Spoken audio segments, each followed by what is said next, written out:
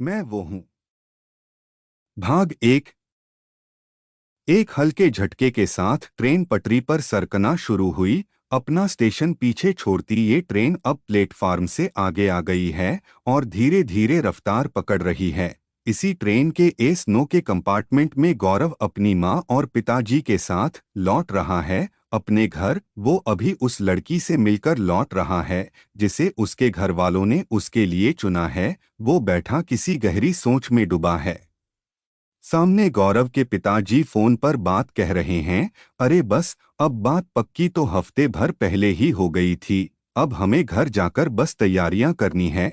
आखिर मेरे बेटे की शादी है। गौरव ने एक नज़र पिताजी को देखा और थोड़ा और मायूस हो गया। गौरव के ही पास उसकी माँ लेटी थी और सोने की कोशिश कर रही थी। गौरव ने एक सांस भरकर मन में कहा, एक हफ्ता। तभी गौरव के पिताजी ने गौरव की तरफ अपना फोन बढ़ाते हुए कहा, ले निशा बात करेगी तेरे से। गौरव ने धीरे से फोन लिया और अपने कान पर रख दिया, पर उसने हेलो या कैसी हो नहीं पूछा था।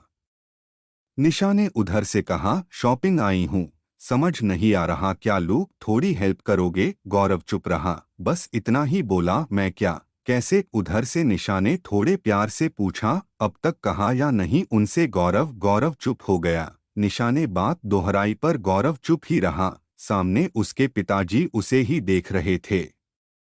गौरव फोन कान में लगाए ट्रेन के गेट पर आ गया और बोला, नहीं कहा अभी। निशा एक पल चुप रही, फिर बोली, गौरव आपने 29 साल लिए सिर्फ एक बात को कहने में। अब और कब तक आप अपने आप से भागते रहोगे। गौरव दूर पेड़ों को देखता रहा जो ट्रेन की रफ्तार से रफ्तार मिलाते दिख रहे थे, पर असल में वो तो बस एक जगह ही थे। सफर में तो बस ये ट्रेन थी।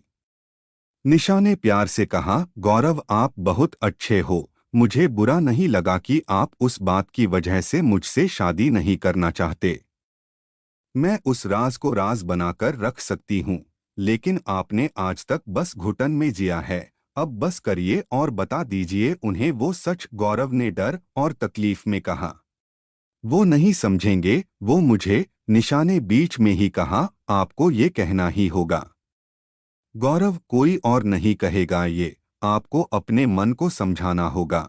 और बहुत डर लिए आप, अब बस करो। याद रखना कोई साथ देना दे, मैं साथ हूँ आपके। फोन रखकर गौरव अपनी सीट पे लौट आया। फोन पिताजी को देकर वो उन्हें ही देखता रहा। उसके पिता एक रिटायर्ड कर्नल थे, कड़क मिजाज के, और एक तरफ उसकी माँ थी। दोनों ही समाज के वो आम माँ बाप थे जिन्हें समाज में जो गलत है वो ही गलत लगता है और जो सही है वो ही सही लगता है।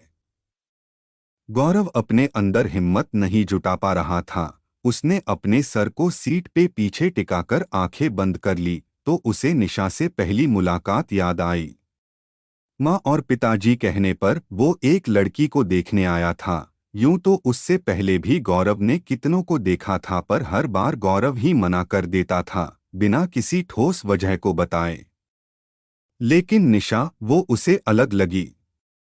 गौरव निशा के साथ घर की छत पे थी। घर वालों ने उन्हें आपस में बात करने को भेजा था। कुछ देर से बस निशा ही कहती जा रही थी और गौरव बस उसमें अपनी हाँ या न मिलाता जा रहा था। निशा ने उस छोटी सी बात में भी अपने बारे में बहुत कुछ कह दिया था, लेकिन गौरव जैसे वहां होकर भी वहां नहीं था। आपको गौरव को चुप देखकर निशा ने कहा, क्या हुआ, ज्यादा बात करना पसंद नहीं। गौरव ने एक नज़र निशा को देखा तो वो आगे बोली, देखिए इतना सीरियस होकर क्या मिलेगा लाइफ में। हर जगह खुश रहना चाहिए इंसान को। गौरव के चेहरे पर एक मुस्कान चली आई। निशा का व्यवहार देखकर निशा भी मुस्कुरा दी थी। नीचे से आवाज देकर उन्हें बुलाया गया तो वो दोनों नीचे जाने को मुड़े। निशा सीढ़ियों पे थी और गौरव सीढ़ियों तक जाकर ठहर गया। वो वही कमरे के दरवाजे से लगे सितार और घुंघरुओं को देखने लगा। निशा गौरव को अपने पीछे ना पाकर ऊपर गई तो उसने देखा और कहा, क्या देख रहे आप। गौरव ने उसे बताया तो निशा ने जाकर घुंघरुओं को उठाया और गौरव से बोली, बस शौक था मुझे थोड़ा कथक और डांस का, अब नहीं है। कहकर उसने घुंघरुओं को वापस वहीं रख दिया। गौरव अभी भी उन घुंघरुओं और सितार को देखता रहा। निशा ने चुटकी लेते हुए कहा, अरे आप तो अभी भी उन्हें ही देख रहे हैं। आपको डांस करना है क्या? निशा कहकर नीचे चली गई। उसके पीछे गौरव भी चला आया। बात दोनों परिवारों को पसंद आई थी। निशा को गौरव भी, बस गौरव ही था जो चुप था। घर वालों ने हफ्ते भर का शहर घूमने का प्लान बनाया और सब राजी हो गए। वो चाहते थे कि इस बीच लड़का लड़की एक दूसरे को जान लेंगे और दोनों परिवारों का मेल जोल भी हो जाएगा। एक झटके से रुकी ट्रेन की वजह से गौरव अपने ख्वालों की नींद से लौट आया। उसके सामने बैठे उसके पिता अखबार पढ़ रहे थे।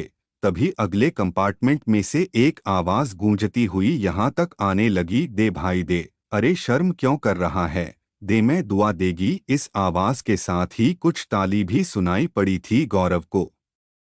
अगए अब इनकी वजह से तो ट्रेन का सफर करना भी दुश्वार हो गया है। चले आते हैं, हाथ पीटते हुए भीख मांगने, ये गौरव के पिताजी ने कहा और अपना अखबार मोड़ने लगे। वो आवाज करने वाले लोग अब गौरव के सामने आ गए। उनमें से एक ने गौरव से कहा, ला भाई, ऐसा उसने सभी और लोगों से कंपार्टमेंट में कहा था। नाराज होकर गौरव के पिताजी बोले, अरे ये कोई तरीका है? गौरव ने अपनी जेब से कुछ पैसे निकालकर उनकी तरफ बढ़ा दिए। वो लोग पैसे लेकर चले गए। अगले कंपार्टमेंट में।